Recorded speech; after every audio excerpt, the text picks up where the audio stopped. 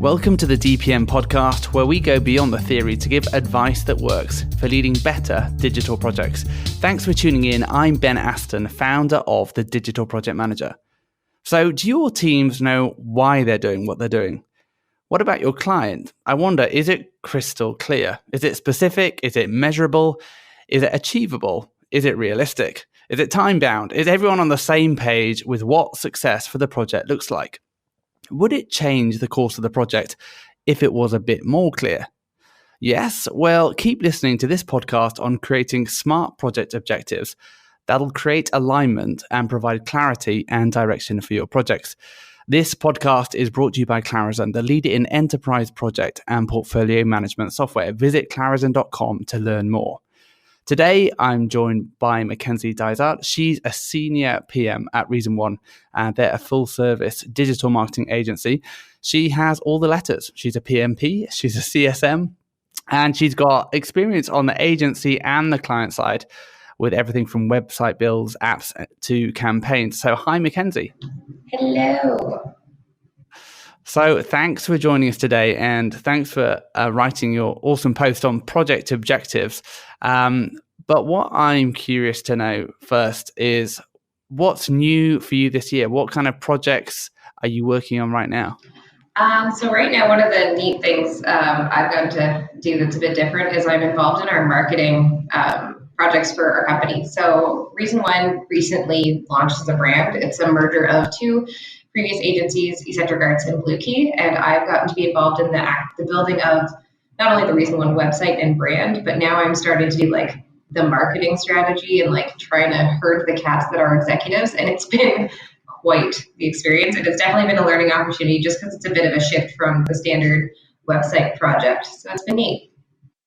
So yeah, what are your tips for? I mean, this is it's funny, isn't it? How agencies are typically really bad at marketing themselves, and being our own client is something that's really tricky. And it's one of the things that I think is always really funny. Agency websites tend to be typically really bad because they're always bottom of the priority list, and there's competing stakeholders. It's all the nightmares of a client, but in your own agency.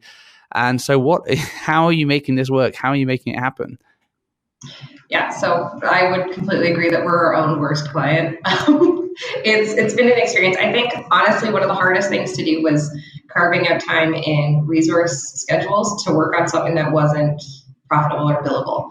So It's really hard to say, we're going to take this person off of project work and bring them in.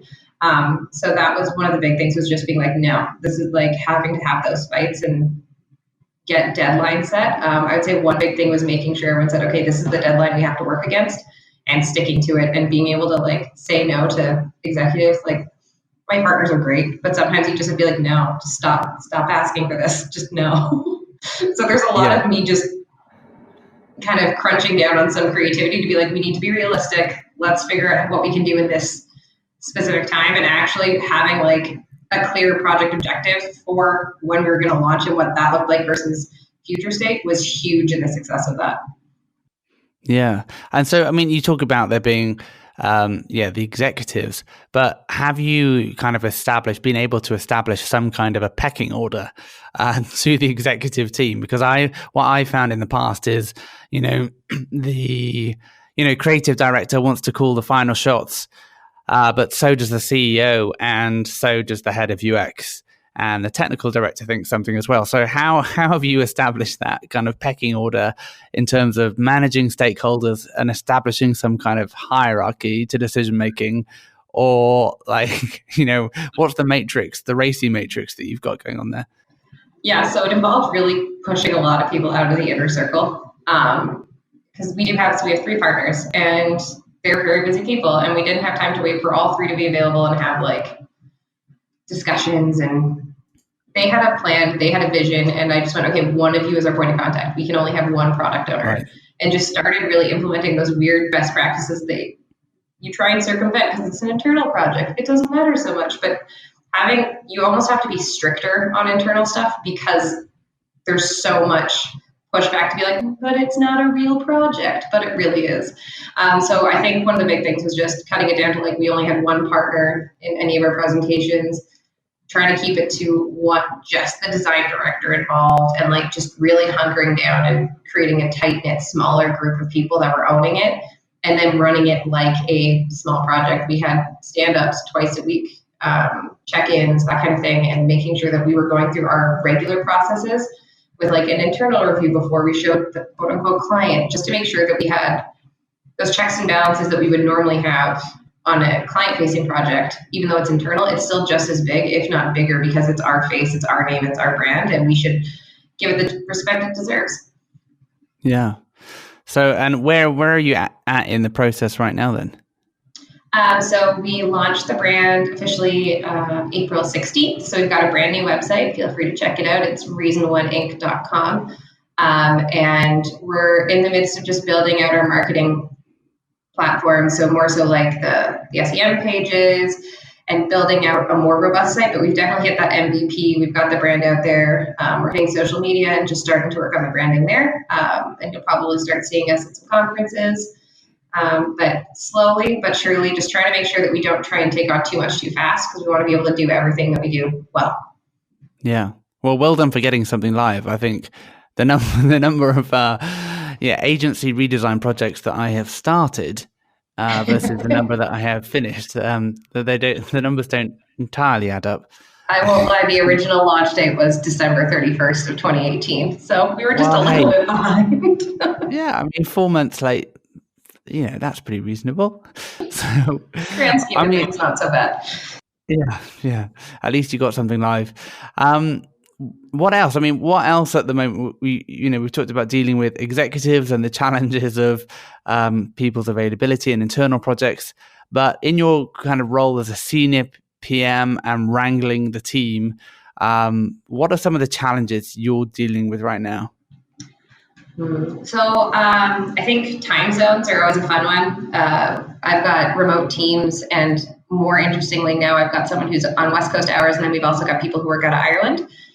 So there's about a 9-hour time difference between everybody. So if there's meetings that need to happen, it's like there's an hour window or an hour and a half where people can attend meetings. So I think that's one thing.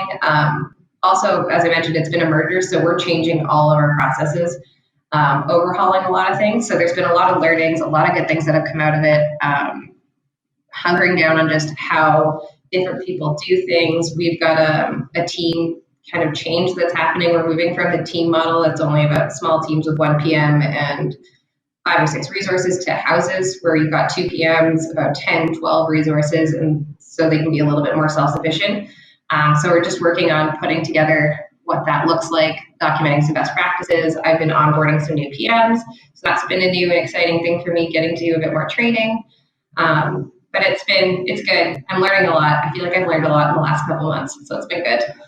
That's cool. So talk me through the process of updating and kind of changing your process. How did that? How are you managing that? Because I think it's always a tricky thing when you try and establish some kind of new best practice, and then immediately you jump into the edge case where your new process or best practice doesn't work. And I know we always talk about the fact that, each project is different, and, there's not a one size fits all for process, and it's very hard to define a specific approach unless you're doing exactly the same kind of projects again and again. But can you talk to us a bit about how your process has evolved and how you kind of made that change? So I think a big thing is trial and error. You can't just say that a new process is going to be this and that's what it's going to be forever and you're just going to stick with it. You won't know until you try. So there is some risk and some kind of internal investment, I guess, that has to go along with it. One prime example I would say is our discovery phase. So we're a big believer in selling just discovery as a project first, really figuring out what that SOW should be at the very end, and really focusing first and foremost what the strategy is, what's really needed to make the site better, and what does that look like before we put together a formal estimate for the entire project. But that's something that we've been trying to tweak and finesse over the last 6 to 8 months, I would say. So there was about 3 projects that we started in October, November last year with our quote-unquote new process, and we wanted to try it out. And they were all going at about the same time. And out of those 3 discovery processes, we actually had some like learnings, like, okay, we don't need to do these pieces for every project, and how can we build this that it adapts to budget sizes or the types of clients that we have if we can't actually meet with them in person. So it's retroactively coming back and learning. Like, there's lessons learned from a project, there's lessons learned from process changes, and process isn't stagnant. It's always going to adapt to either the new people involved or the new types of clients or technologies. We're in the process of trying to figure out what tools we're going to be using for everything. So everything's going to adapt as we go, but it is a bit of trial and error, and it's just understanding that you'll do it once, tweak, pivot, do it again until you get to the best possible version of that process. Yeah. And so tell me about that discovery process, because it is so important. What are the specific ways that you have tried tweaking it to optimize it? So one of the things is, obviously, we still believe in going in person if ever possible for 2 half-day working sessions, depending on the size of the project, and really working with the client. That's standard across all of them now. We still think those working sessions are super valuable, just for getting the information from the client, what they're looking for, what their goals are, objectives, that kind of thing. When it comes to the deliverables after that,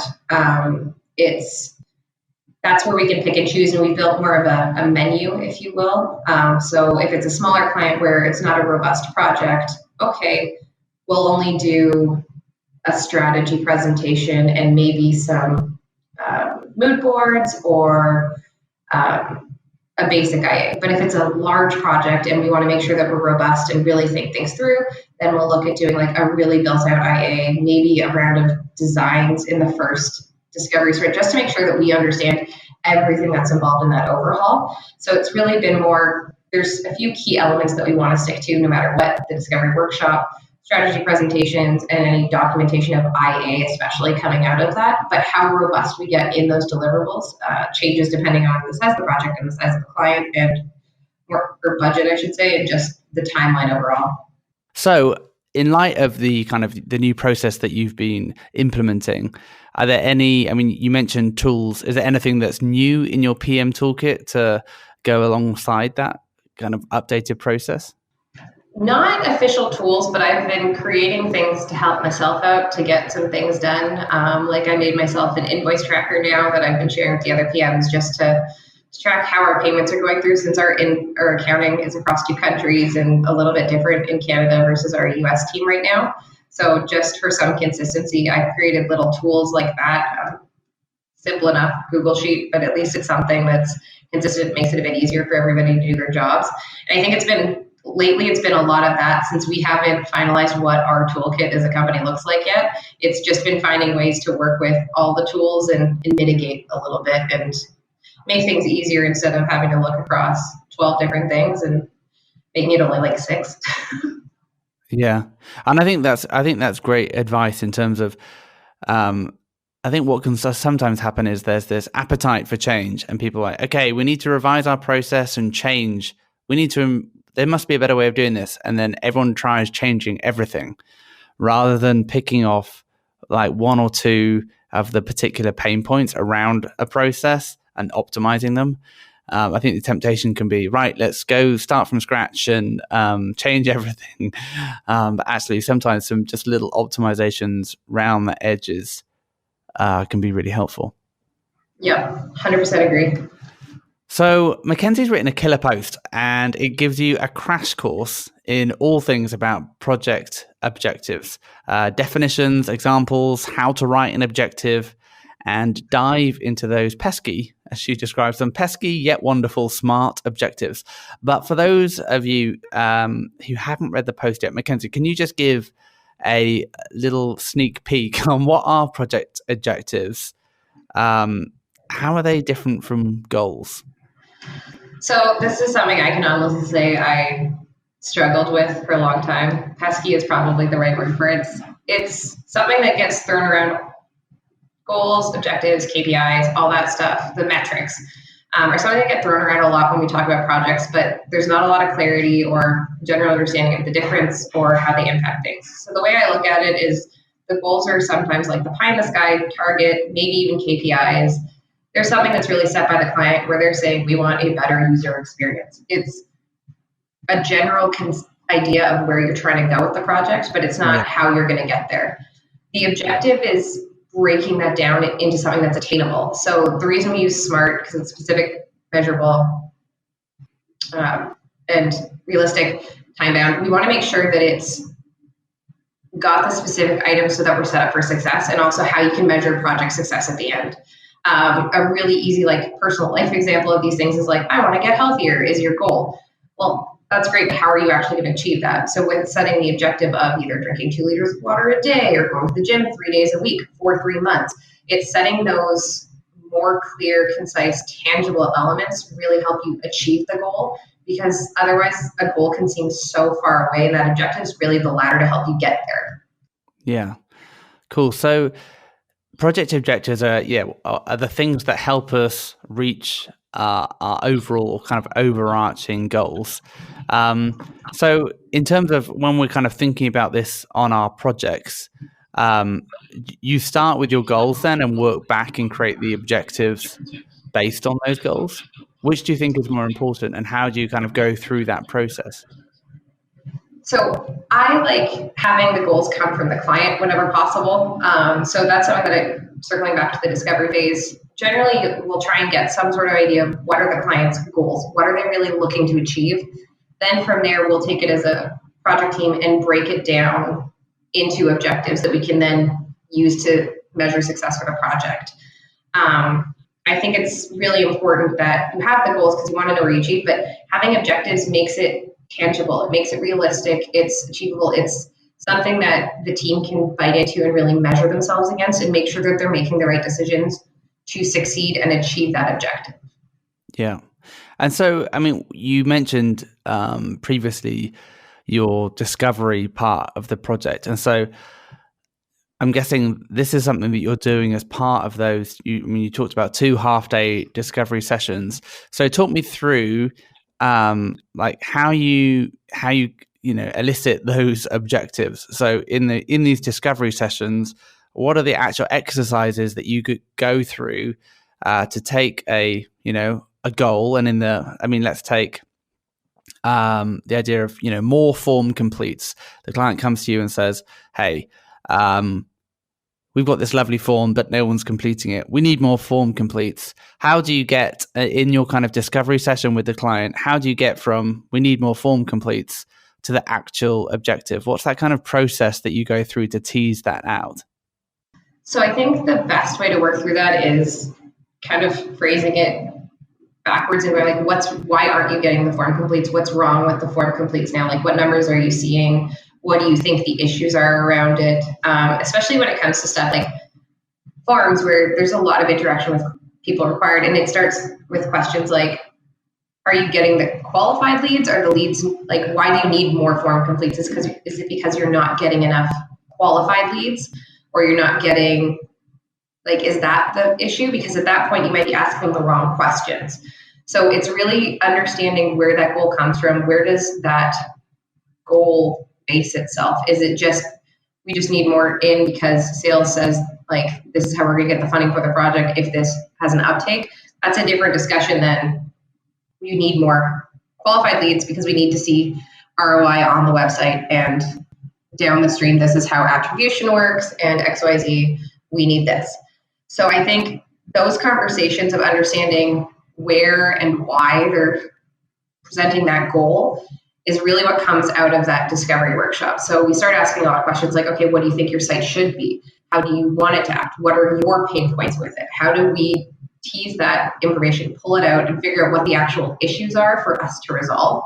I think is the big piece. It's the understanding the why behind the goals, because it's good to know the goal, but understanding the ultimate driving factors will help better define the objectives.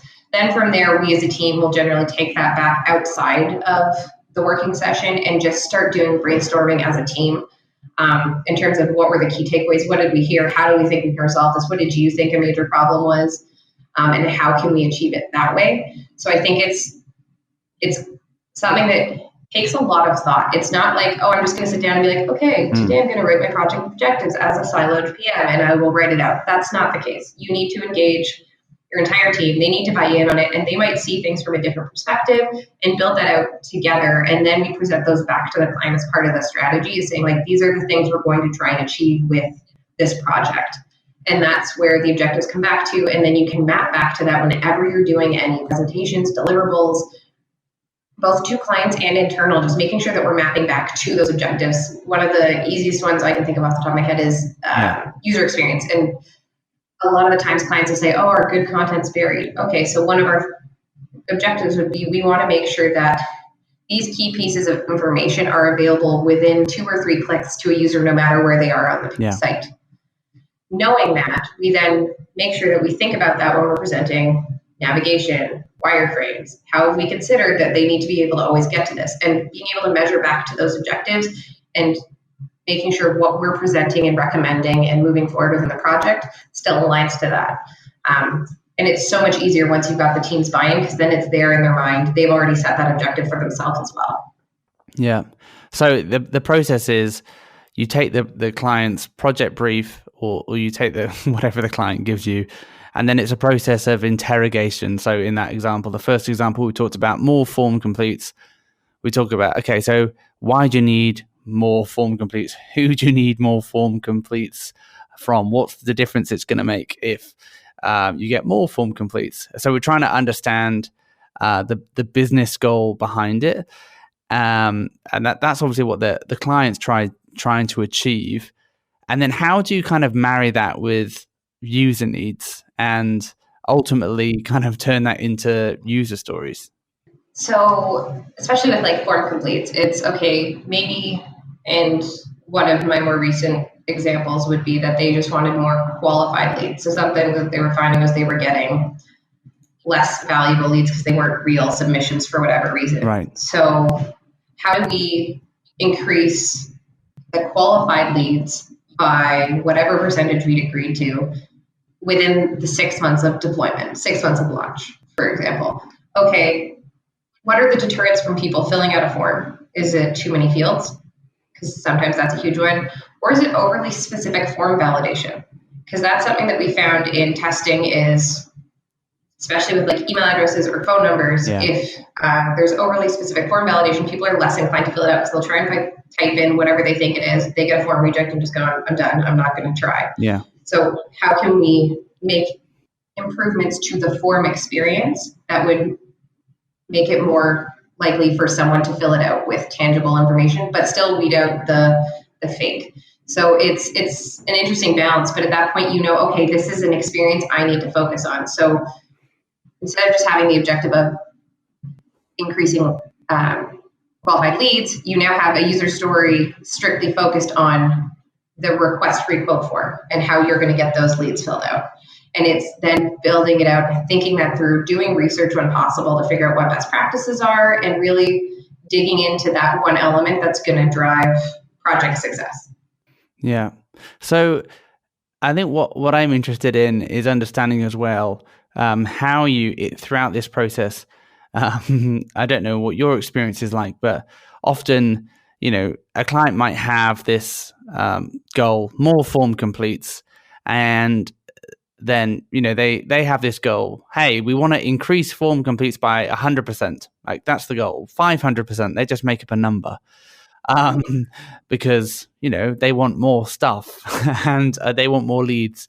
So how do you kind of manage that, making sure the goals are achievable and realistic? How do you manage that in something, you know, this?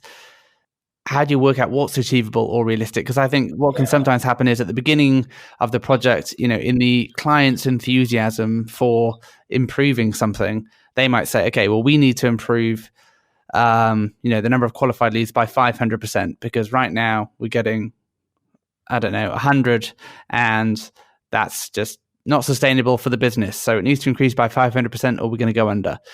But actually, what's realistic is a 5% improvement. So, and actually, the problem isn't with the form; it's with the, you know, SEO, or it's with the pay-per-click campaign, or is with the problems somewhere else.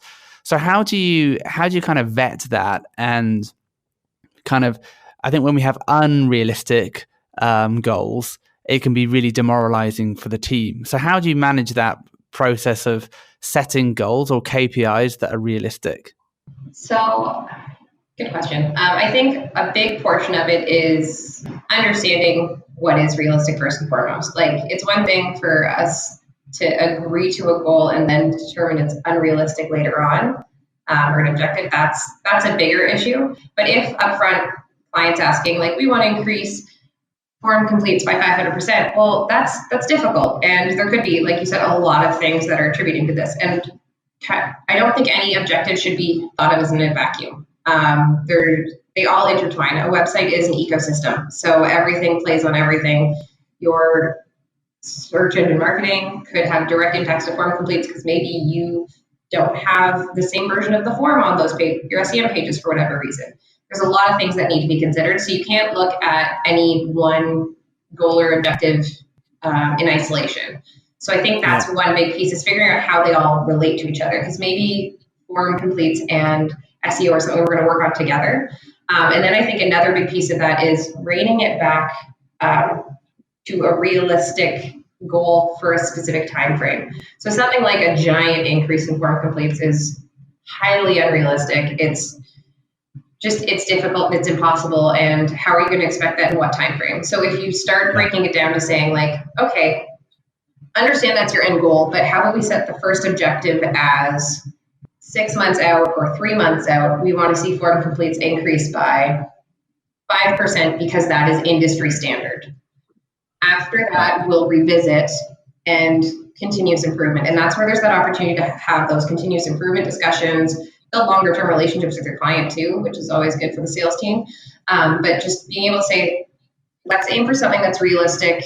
And this is a tough conversation to say, but especially if you've got industry standards or like research that can back you up and say, like, this is a reasonable number to see an increase for, let's go with that for 3 months. And then we can look at it again, iterate and improve and build on and continuously improve it, so that eventually there's potential that you could see maybe 300 or 400% increase, but it might not directly relate to the form. It could relate to everything else you've done on the site, including even content being more conversion driven or SEO, all kinds of things that could impact form completion. But it's important to scale it back to be realistic. You don't want it to be like too low where it's like, okay, well, no matter anything we do, we're going to see that improvement. And that's just an easy way. You want it to be something that takes thought, that is an objective. It's something that you have to strive for, but it's still realistic. It's still attainable. And I find putting a shorter time frame on it to say, like, we're not just going to say to infinity, we're going to see this improvement.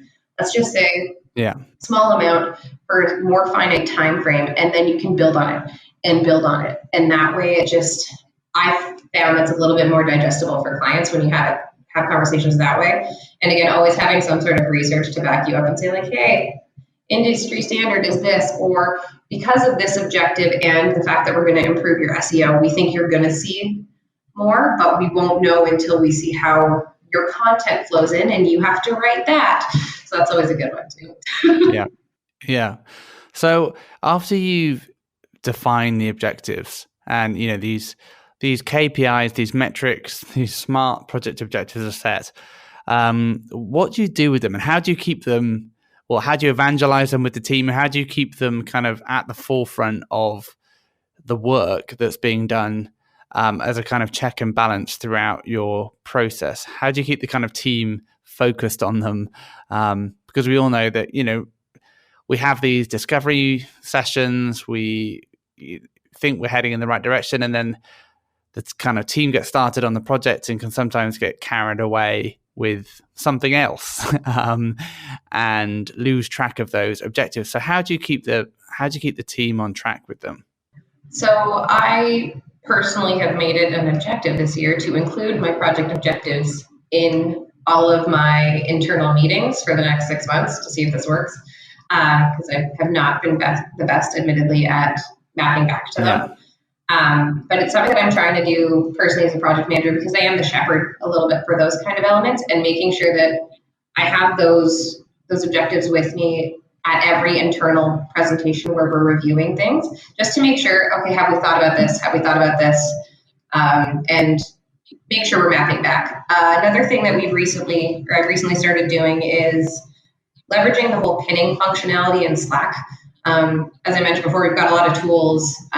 We also have like a shared drive where most of the folders are, but sometimes it's just helpful to have things pinned on projects in Slack or setting up a topic where you've got, if you've only got 1 or 2 project objectives, it's super easy to set it up as a project topic in Slack. And then that way it's there. It's always there to remind people what they need to be doing, what our objectives are, what we should be thinking, how we should be thinking about the project throughout the life of it, and just trying to bring it back into conversation whenever we can. It's always easier when it comes to deliverables and internal elements, but when I can, I try to circle back when possible. Yeah. I think that, pinning it on Slack is a great idea. I think visual control is a really powerful thing. And, if you can print, it doesn't work so well when you're in different locations, but printing out the objectives and like putting them on the wall so everyone can see them every day, and so that everyone's really laser focused on these objectives, I think is really important. And particularly if you can have it somehow, if you've got any visual control, if you've got printouts of what's in Jira or Trello or whatever you're using, putting those objectives next to the backlog, so that you're kind of prioritizing things, if it's your job to prioritize, that are going to hit those objectives, I think are really important. And in the sprint planning that you're doing, referring back to them as well. So you're like, okay, so let's just do a quick check. Is this story that we're about to tackle, is it going to help us meet that objective or not? Because if it's not, should we be prioritizing it? So I think it can be a really helpful filter for our kind of backlog prioritization. And also when we kind of, you talk about it when you're in reviews as well, like when you're reviewing the work, it's great to be able to say, before we review this, let's just recap on what the objectives are. And so that we're kind of viewing this work and kind of assessing it through the lens of success from the client's perspective, rather than just what the team have got excited about, which I think is often the thing we're fighting against when we're kind of churning kind of through a project. We want to get it done. That's one kind of thing we're fighting against. And we're also fighting. And so sometimes because we want to get it done, we kind of accept subpar work because we're worried about our budget or timeline. And then the second thing is when the team just gets kind of carried away and does what they want to do. And the other thing that can happen is that the client can change their mind as well. And they might assess the work and be like, well, why have you done this? Why have you stripped out 3/4 of the fields on our form? And it's because, we're trying to meet their objective of more qualified form submissions. And then they're like, oh no, but all that information is really important. That's why we need it there. So then you kind of go right the way back, and then you have to start talking to the client again about the objectives and the KPIs. And I think that's why presenting those and recapping them before you present work and using it as a filter throughout the process can really help you in the decision making, but also in persuading the client that the decisions that you've made creatively and technically throughout the whole process have been done from a valid, logical, rational perspective, and that you haven't just made them on a whim. So I think it gives you a really good opportunity to submit your case for the decisions you've made. If throughout the whole project you've used that filter, it can give you a lot more solid ground to stand on, rather than, well, our creative director suggests this is the best route. I was like, well, why? It's gonna move the needle where you want the needle to move. So I think that's really solid advice. So finally, I just want to kind of touch on where this all unravels and goes wrong. I mean, and this is a tricky thing. I think we're battling against budgets, timelines. We're battling against our teams who want to do their own thing. We're battling against clients who keep changing their mind. But from your experience in this whole, managing project objectives and KPIs, where does it and how do you kind of see it falling apart? Where does it go wrong for you? So I think it can honestly start off entirely wrong if people don't understand the value of objectives. I'd say that's one of the big things is sometimes people will, more so like I think internal groups or like personal goal setting, that kind of stuff. It's really easy for people to say, okay, I'm going to do this one thing once by this time, and then that's my objective. Well, really, that's just a task that you're saying is an objective because you know you can do it, and that's it. And understanding the value and purpose of objectives, I think, is really important when setting the groundwork to write them, just to make sure everybody's on the same page. And then when it comes to actually writing them, and this is something that I can say I struggled with for a while, there's now a template that I use just to write out goals to make it a bit, or objectives to make it a bit easier to think things through. But it's really just about making sure they are specific, measurable, achievable, realistic, and time bound. Like those elements should be thought about for every single one of your objectives, because then they are more likely to succeed. Obviously, there's things that will happen that will derail them, but phrasing it and organizing it in a way that meets those criteria really mitigates a lot of the risk associated with project objectives. Just because then you start thinking about, okay, but how are we going to do this? Is this timeline realistic? Can we even do that given the technology stack? Example, if we're changing forms, can we actually scale down the number of form fields, or does this feed into Salesforce and so many other departments feed into this that we can't actually remove fields, so we have to find another way to present the same amount of data? It's those kind of elements that really get thought through at the beginning can help mitigate the risk. Stuff still does fall apart. I would say a lot of it can rely on the client not thinking things through, or switching their thoughts or their objectives and changing their mind a little bit, or not understanding how their pivot changes things. One thing, like an example I have, is one of my clients wants to improve their form completes, which is great. So we've got a project that's all about conversion rate optimization. But when it comes to actually doing any tests on their forms, they're so risk averse that we can't test anything drastic because they don't want to risk any negative effect. So at that point, what's the objective here? Is the objective just to keep the needle the same, or how do we actually improve on this? And that's something that we're currently revisiting, actually, because it's a bit of a challenge. Other opportunities for it to kind of unravel is if you've got new project team members who jump on. I always find that's a little bit challenging if they weren't part of that process to begin with. Or ultimately, there's also, if there's a technical difficulty, or like you're in development and there's this thing that we need to do, but it's not that fun, or there's this really cool feature that we could build, keeping everybody focused on the less fun but objective matching task versus this really cool feature that we could then write a case study about because we're using new technology, and then this is going to look so great, that's always a challenge too. It's something that you just need to be cognizant of throughout the life cycle of the project, but really setting them up properly at the beginning is the best way to mitigate any risk associated with it. And then just hopefully having clients that understand or can make sound decisions and stick to their decisions is always helpful. Yeah, that's all great. I think the one thing that really resonates with me is just that tip about the specificity. Is that a word? Specificity? Yeah. So, specificity, yeah. So and you talk about this in your article, and I love the way that in your post you kind of break this down to, okay, is this specific? Is this measurable? Is this achievable? Is this realistic? Is this time bound? The more specific we can be in an objective, and the more binary we can be about did we hit the mark on this or not, I think is really powerful, because at the end of the day you want to be able to turn around to the client and say, look, we did it, or it should be clear that you didn't do it, and then there can be a reason for it.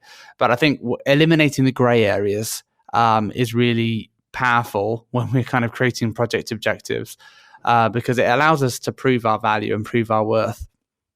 And so that we can often be afraid of being too specific because we're like, oh, well, we don't want to set ourselves up for failure. But actually, if we make them realistic goals to begin with, we shouldn't need to be afraid of that. And I love what you were talking about. Well, let's set a realistic goal and iterate on it rather than, setting something that's wholly unrealistic and that we're never going to achieve. So check out the article if you want to find out more about setting smart project objectives. There's a whole load of really useful advice in Mackenzie's post. But thank you so much for joining us. It's been great having you with us. No problem. Thanks for having me. So what do you think? I wonder if you've tried writing project objectives, whether or not you've used KPIs on your projects. Did it help the team stay on track? Tell us what you think. Comment on the post. Head to thedigitalprojectmanager.com to join our Slack team. You'll find all kinds of interesting conversations going on about project delivery, and tell us how you manage project objectives, your metrics and KPIs on your projects. If you like what you heard today, please subscribe and take a couple of minutes to leave an honest review for DPM Podcast on Apple Podcasts. We love ratings and reviews, and it helps us tailor the show, so it's very much appreciated. But until next time, thanks for listening.